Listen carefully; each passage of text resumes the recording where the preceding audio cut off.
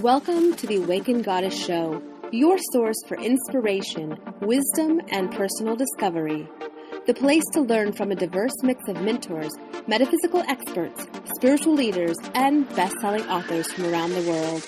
I'm Angela Wilkinson, mindset mentor and founder of the Awakened Goddess Academy. Join me as I explore the minds of my masterful guests while they share powerful insights and easy-to-use tools you can start using right away. Now, let's tap into the energy of the Awakened Goddess and be enlightened by today's guest. Hey, I'm your host, Angela Wilkinson, and welcome to this episode of the Awakened Goddess Show. Born in the UK and raised in New Zealand, Carlton Brown has led an interesting, eclectic, adventurous, and purpose-filled life, always taking the road less traveled. Carlton is a veterinarian, biotech entrepreneur, vaccine innovator, hobby archaeologist, and private researcher, as well as the author of Discovering Ritual Meditation. His lifetime fascination with pyramid archaeology and cultures, ancient priesthood ritual knowledge, lost civilizations, and humankind's history through the Holocene is augmented by his researches into the science of altered states of consciousness. Today, Carlton and I talk about how pyramid archaeology reveals sacred ritual processes for accessing our higher states of consciousness. But before I talk with Carlton, do you want to become more confident so you can attract more love, wealth, and success into your life? In the Awakened Goddess Academy, we explore love, wealth, and health from a spiritual point of view as we teach you the secrets of the divine and the ancient feminine arts. Are you ready to live your best life now? Join us today and let's make magic together. Go to theawakenedgoddess.com/join to get started now. See you there. Now let's talk to Carlton. Well, welcome, Carlton, to the Awakened Goddess Show. I am super excited to talk with you today because you have researched 450 pyramids and visited over 100 ancient sites and ruins, and that is super cool. So welcome. Thank you very much, Angela. Thank you for that welcome and also for the invitation on the show. And I certainly hope we were able to have a good conversation today that your listeners enjoy. Yes. Oh, I'm sure we will. There's going to be so much. I just can feel it already. There's going to be so much cool stuff that we talk about. So first off, I'm super curious to find out what was the catalyst in your life that sparked your interest in doing this research? Yeah, I think to answer that question, probably I've got to go right back to childhood. I mean, I've had a fascination with Giza and ancient pyramids since I was a little boy. And, I think in order to help appease my father and develop a relationship with my father, he was also actively interested in that. So, that was the natural originations of it. In 2008, I was in Egypt on a diving holiday and I read a book called Path of the Poles by Charles Hapgood. And that was, if you like, Graham Hancock's popularized that in Fingerprints of the Gods. And, I read that book and I asked a question, were these pyramids built before this supposed global catastrophe or afterwards? And then I asked the question, well, how would you go about detecting that? And the obvious thing was alignments. So I started looking at, the global pyramid map, and I just opened up a can of worms from there, basically. Yeah, it's like, I can visualize that. It's like you start down this path, you think, oh, that's great. And then once that doorway's open, there's so much there. I mean, as well, is all through my life, I missed 3 years out of school. I got out of school at 16, qualified as a veterinary surgeon at 21. And life's been pretty chaotic, pretty fast-paced, pretty hard work, but always underneath, there's been something inside me telling me, Carlton, you have an important job to do. And, that's been a huge driving force, Mm-hmm. Yeah, so you gave me like an insider peek to your book, Discovering Ritual Meditation. And oh my gosh, I only got to take like a superficial look, but the amazing information you have in there, the pictures and oh geez, all of the correlations that you make and how you bring it together with ritual meditation. Let's talk about that because there is so much in this book. I mean, it's like about 400 pages. Yeah, there is.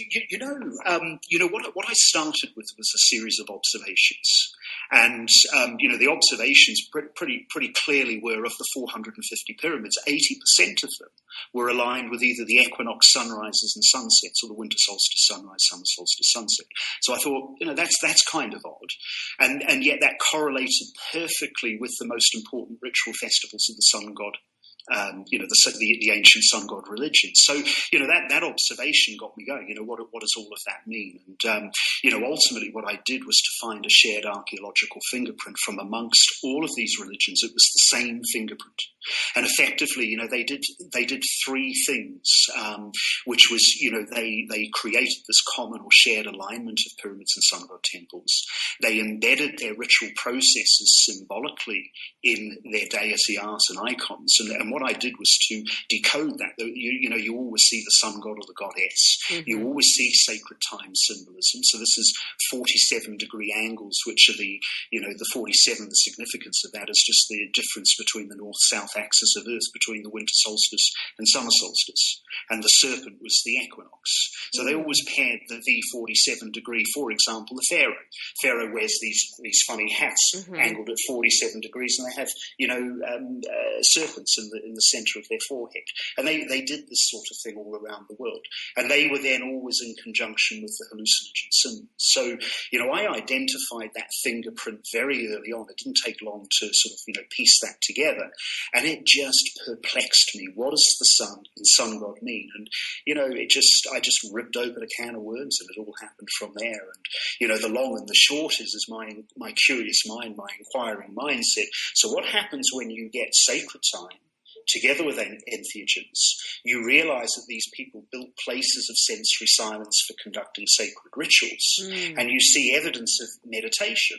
That effectively tells you the meditation process. So ritual meditation is nothing more than meditating at sacred time, in sensory silence, under the influence of magic mushrooms and perhaps a little bit of LSD, aligning your body with Earth's magnetic axis and making sure you do that in sensory silence. When you bring all of those things together and you've fasted, you've prepared in a very sacred manner for days beforehand, 3 out of 4 times I have these mind-blowing experiences. Wow. Well, my God, you've just blown my mind just in talking about it. I mean, usually I'm able to follow, but I have to say you went a little bit over my head. So let's kind of break this down because no, that's good. Not too many people challenge me, so that is a compliment. Cool, thank you. Yeah. So okay, what is sacred time? Okay, sacred time is a term I coined really to denote when the ancient sun god religions conducted their most sacred ritual festivals. So these were conducted by the priesthoods and leaders and elite.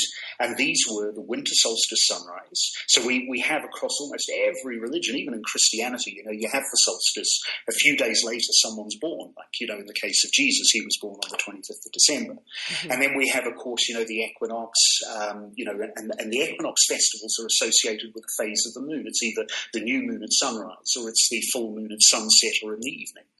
And then, of course, you have the summer solstice sunset. So that's sacred time.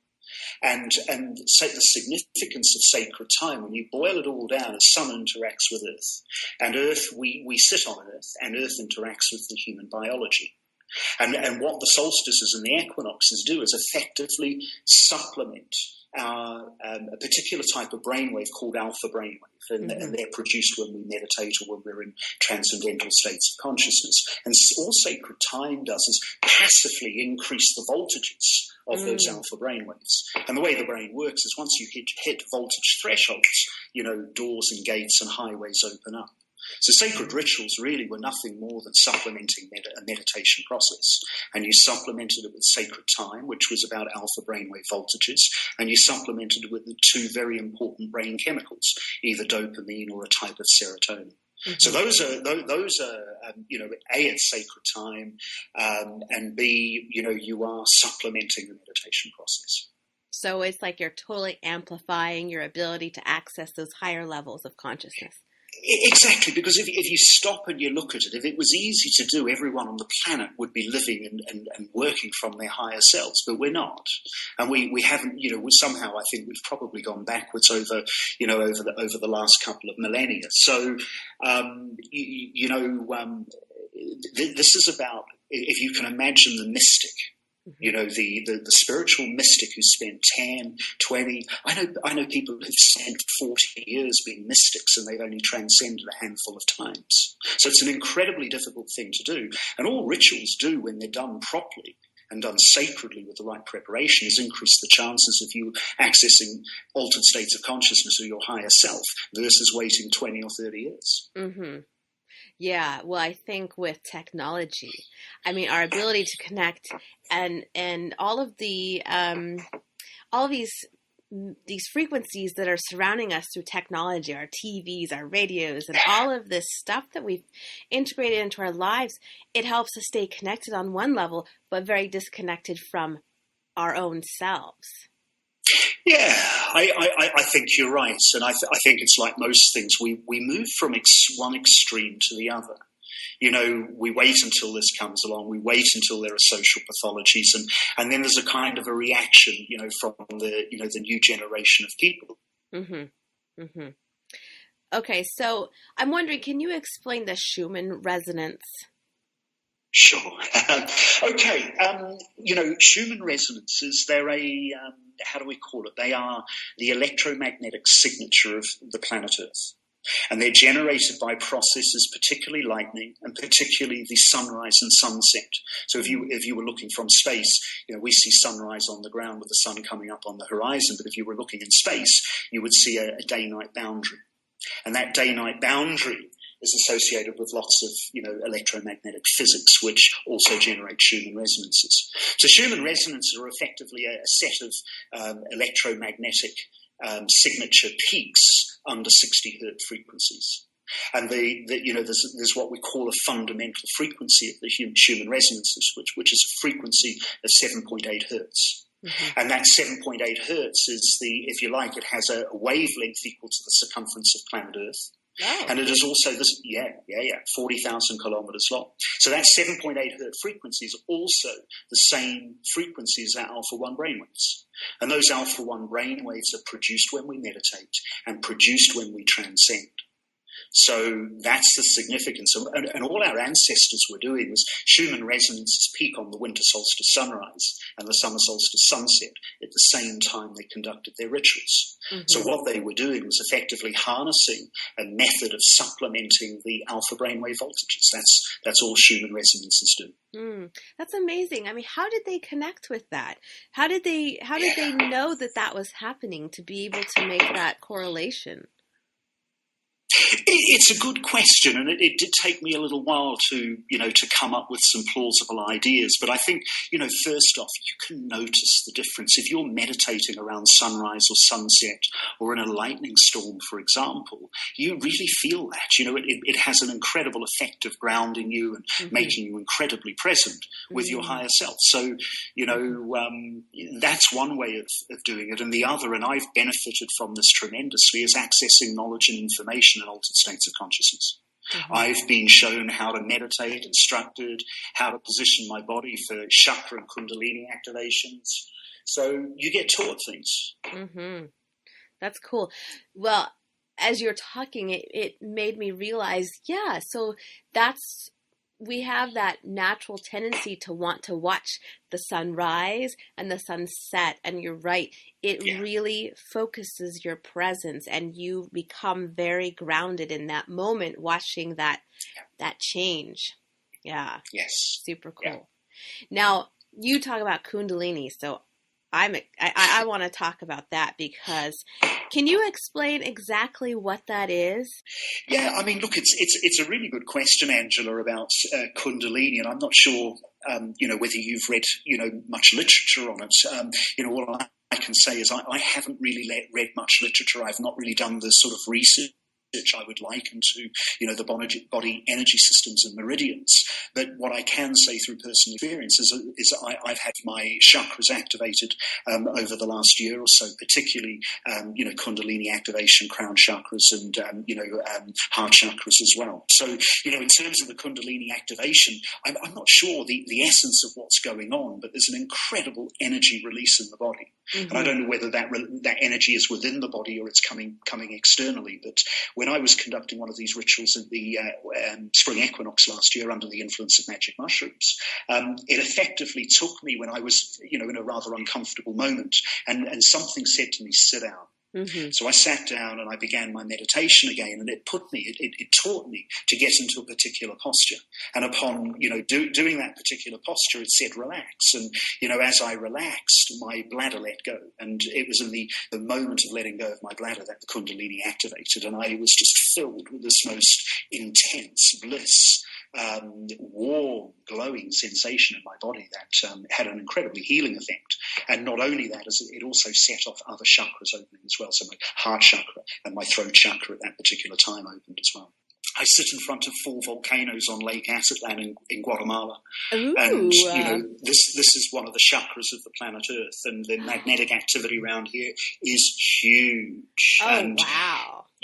One of the things that happened to me since the summer solstice is my crown chakras it's activated, and it's buzzing like an electric transformer 24/7 between my ears. Mm-hmm. And so if I disappear out of the Guatemalan highlands, the buzzing goes. But as soon as I come back to the Guatemalan highlands, the buzzing starts again. Wow, that's cool. Yeah. Well, very cool.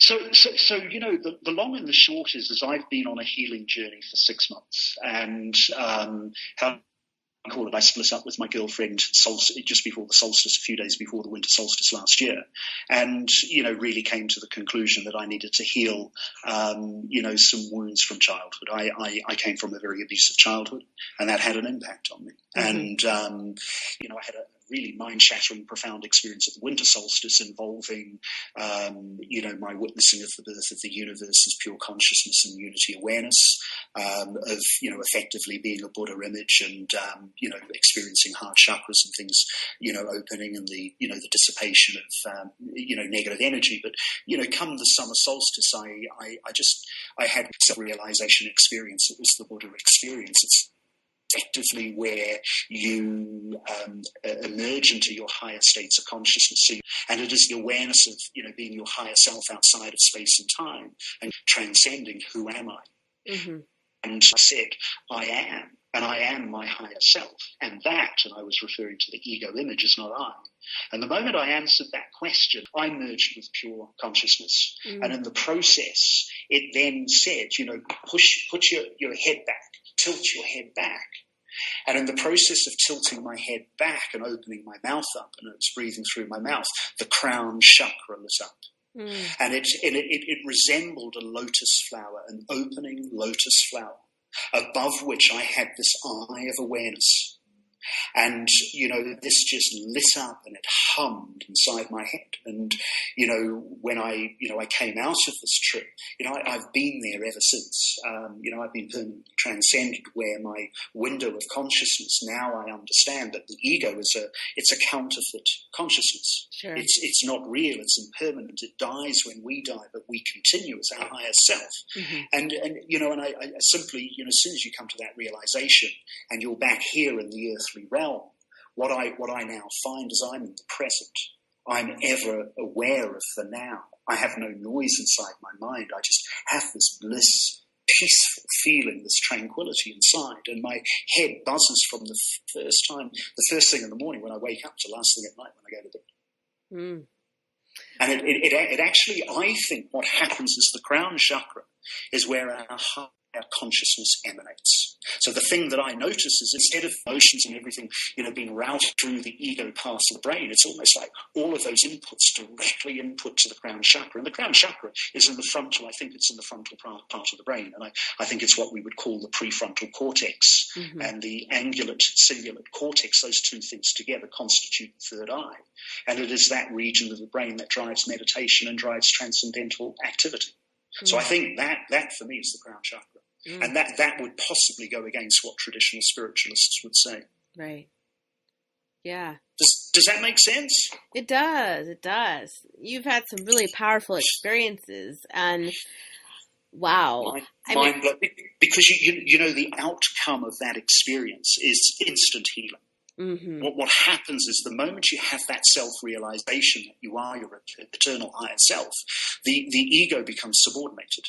So then how do we access our higher states of consciousness using ritual meditation? Sure. Well, I think first off, we've got this ritual process, and we need to recognize that we're only really going to conduct this ritual meditation process 4 times a year.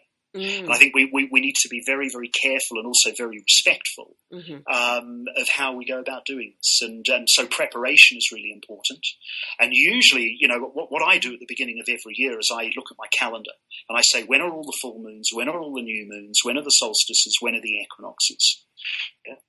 And, of course, my preparation starts at least a month before each of these rituals because I need to order magic mushrooms.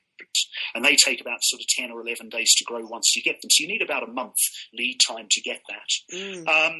I'm fasting for 3 days beforehand, a lot of prayer, a lot of intentions, doing a ceremonial fire, invocation, and just getting myself into a really well-connected, I'm meditating all day in the last 3 days. I'm in nature, I'm walking barefoot everywhere, and you just get yourself into the most loving spot. You're in love with yourself, you're in love with everyone, you're in love with nature and with God, and you really want to get yourself into that spot. And then come, for example, if we're then select sunrise as the ritual festival, we're going to figure out when is sunrise, and it's normally about 6 o'clock, so it means you're going to start your meditation about 5 o'clock in the morning. So it's an early night before, you've fasted, you get up, you mix your magic mushrooms with some orange juice and lime juice or whatever, and you drink them down, and then you need to be in your room or wherever it is that you're conducting this, and you really want to be silent. Silence is absolutely golden. I mean, not just visual, I mean not just auditory silence or hearing, but also visuals as well. You just want the room to be silent, and then you start your meditation, and usually you find after about half an hour as the mushrooms start to kick in. And what I find with just mushrooms alone is I'm taking 5 grams of dry psilocybin magic mushrooms, or 50 grams of fresh or wet weight, but I'm also usually after about 30 minutes I'm usually throwing in a sort of half an LSD or about 100 micrograms of LSD on top of that. And that's enough to dissolve the body space-time boundaries, and next thing you know is you emerge into your higher self in eternity or outside of space and time. So that's basically the process. You've got to be good at meditating. That's the bottom line. Yeah. So, I mean, this sounds like definitely an advanced technique and that you would want to, if you've never done it before, you definitely would want to be with someone that could help you through the process. I think so. And I kind of have a word of caution to people as well as, the thing I find in my quizzing, even of people who coach meditation, is not many people realize that there are higher states of consciousness beyond calm abiding. So in other words, experiencing the higher self in the now. That journey can be taken much further, and it normally takes you a couple of decades to do that. But with rituals, you can take that process much further. So you need to be careful about who is teaching you. Okay. And the dogma that they are bringing to the meditation. Because you're really putting yourself into a vulnerable position when you do this. And I think you bring up an incredibly important point for me, is that, the process that I am providing in the book, Discovering Ritual Meditation, is a process you can control. And I don't think humankind has ever had in the public domain a ritual process that it's controlled, because in the past these have been controlled by shamans and priests, and these have been kept from the common human being. Right. So I think what's really important is I wish to empower you to take control of your life and heal and spiritually awaken. So I wonder, because this is like a more advanced technique, I'm wondering for more of like the average person, maybe someone that's been practicing meditation, what's something that they could do? Like, what would be the next kind of like the next couple layers or levels that they could take or deepen their meditation to kind of move in this direction of accessing these higher states of consciousness? You know, maybe they're not quite ready to use the magic mushrooms or use psychedelics, but what can they do to kind of deepen their practice? Sure. I really do. I talk about this in quite a bit of detail in chapter 11 of the book. It's called The Mind Transformation Plan. Mm-hmm. And I think, to answer that question, you've really got to ask yourself, what are you trying to do? What are you trying to do with your life? What are you trying to do with spiritual practice?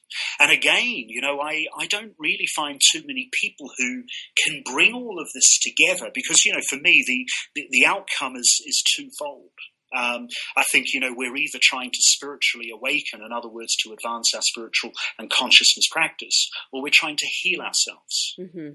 And so depending upon why you're doing what you're doing will really determine,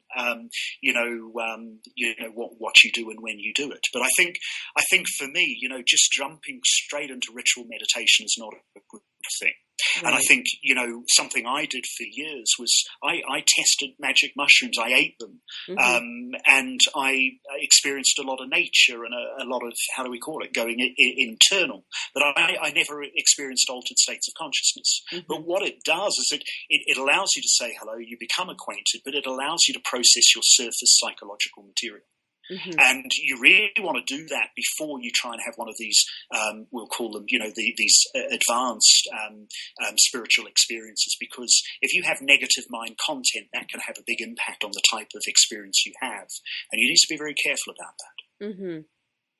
Yeah, so you're saying if you have kind of some that record playing in your mind, like the monkey mind, or you have some deeper unresolved stuff, emotional trauma or emotional, we'll just call it drama, that if you try to kind of step into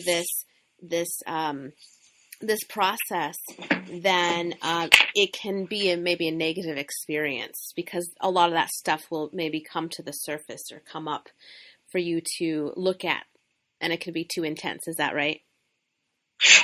I think so, and I say this, I've not seen anyone, I've seen no one have bad experiences on magic mushrooms, but where I have seen people have problems is when they've gone to the Amazon and done ayahuasca for 30 days, or they've done 8 or 9 trips of ayahuasca and they've fractured their minds.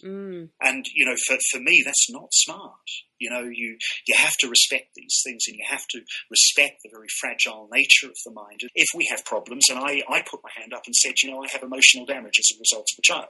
Right. So I saw relationship counseling. I saw counseling on cognitive behavior therapy, dialectic behavior therapy. Mm-hmm. I am now working with a counselor who's helping me focus on my values. And so, there's a process where we're doing this. If we're looking to awaken and heal, then we really need to know who we are. Because ultimately we're going to reject that person who we think we are, and we're going to understand that we are in actual fact our higher self. But the more honest you are with yourself, and the more you know yourself and all of your faults and all of your counterproductive cycles of behavior and all of the relationship issues you've had in your life, the more you can forgive other people and transform your mind. Yeah. What is the meaning of life that you have come to after these experiences in altered states of consciousness? Is nothing more than that I am awareness. And so there's a kind of there's a game plan in place where all sentient life emerges on a planet, and sentient life begins to wake up, and ultimately it awakens en masse, and it becomes the guardian of the planet, the benevolent guardian of the planet. We, as a species, we've been compromised through childhood development by the development of an ego.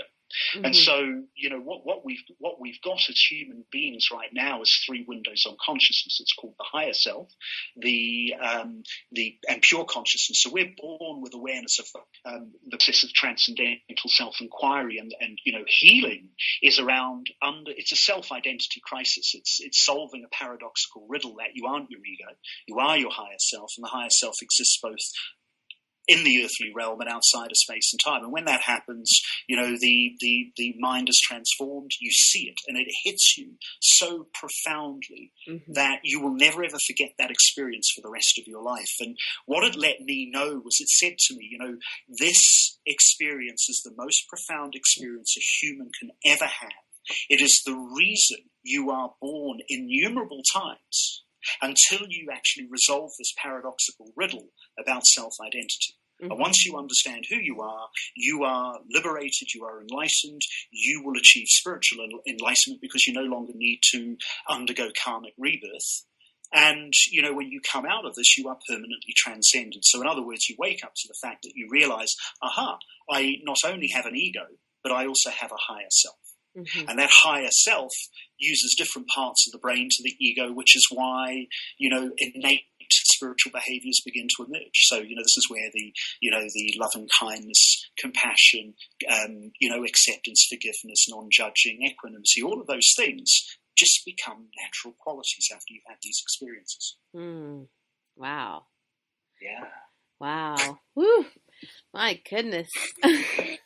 Yeah, so can you imagine this? I found these ritual processes through my interest in archaeology. I've visited all of these sites. I've had the career that I have had, pharmaceutical innovation and product development, and I'm a veterinary surgeon. What we've got here is some very powerful knowledge that humankind has not really had any common access to. Right. And, we've got to learn how to reuse this again. And, this is really where I am, is, how do we overcome the barriers? How do we change people's perceptions? How do we re-educate people to help them understand that, number one, we're misinformed, and number two, is there's actually a very simple understanding. I think rituals are just a means of navigating those three different windows on consciousness, that's all. Tell me again, say those three windows. They are the ego, the higher self, and pure consciousness. And the higher self is a little bit like an iceberg. The tip of the iceberg that we see is in space and time on the earth realm.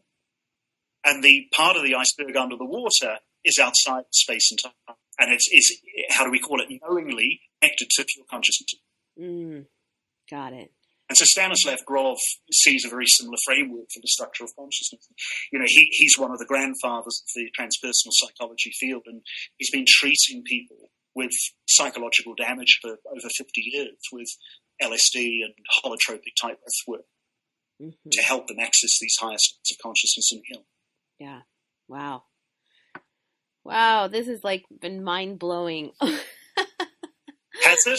Yes, my brain has been expanded by this conversation. Definitely. Awesome. And so you have your book. The book is on sale on Amazon and on iBookstore. It's free today and tomorrow on iTunes or the iBookstore, so you're welcome to download a free copy of the book. If any of you have the disposition where you could provide me a book review either on Amazon, iTunes, or Goodreads, that would be greatly appreciated. Yes, awesome. So how can the listeners find out more about you? Sure. You can visit my website, which is www.ritualmeditation.com. And you can sign up to my social media platforms, my blog. You can access all of the retail sites from that website. Fantastic. Yeah, and I'll have all of those links on the show page so you all can connect with Carlton very easily there. And check out his book. Like I said, there's so much information packed in there, and you're going to just have an amazing experience checking that out. So thanks, Carlton, for joining me today. And now I'd love to hear from you guys. The most awesome discussions happen after the show over at theawakenedgoddess.com. So get yourself over there and leave a comment right now. Did you enjoy this episode? If so, subscribe to the show. And of course, it would be absolutely amazing if you shared this with all of your friends. And if you want even more incredible resources, join Awakened Goddess Academy to get a copy of Carlton's book and this month's Quantum collection of bonus content. And until next time, goodbye, everyone. Thank you for listening to this episode of the Awakened Goddess Show. I hope you enjoyed today's guest and got something you can start using in your life right away. For more spiritual insights and to listen to more episodes, subscribe to The Awakened Goddess Show at theawakenedgoddess.com and discover wisdom that'll change your life.